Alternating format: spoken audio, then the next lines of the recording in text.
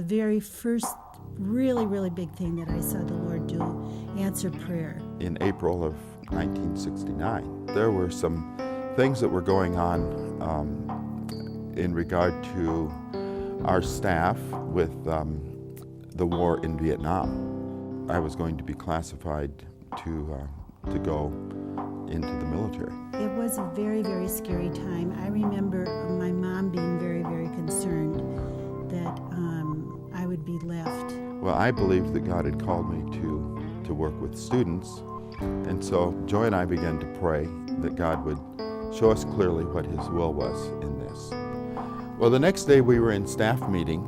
We had all of our staff in our living room, and the phone rang, and I picked it up, and then I heard her say, "Oh, sure, who is this really?" The phones at that time had these long, long, long cords on them, and so I took the phone into the living room, and I went like this. "Tom, there's a guy on the phone who says he's Lester Maddox, the governor of Georgia, and he wants to talk to you." And so then I gave him the phone, and he found out that it was Lester Maddox. We both about died right there. And he got on and said, "My neighbor just came over and told me that there's a little situation with your draft, and I'm wondering if there's anything I can do to help." And he said, "We really need people to be working with our young people." And it turned out that there was really nothing he could do. But what happened was the government decided that instead of just drafting everybody, there would be a lottery system. And so they said that on a certain date there would be a drawing, and everyone's birth date would be put into a barrel, and they would draw out the birth dates. Well, we wanted to take the time to watch it on TV, the lottery. And I remember praying with all these people around us, and we were praying for the lottery, that it was going to determine his fate, if he would go to Vietnam or if he would be able to stay here and stay with us.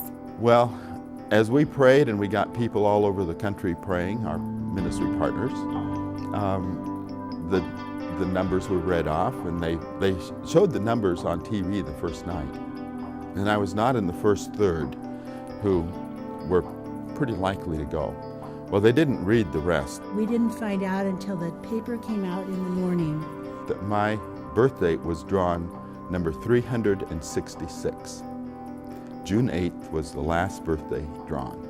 And it became very apparent that, they had put one in for leap year.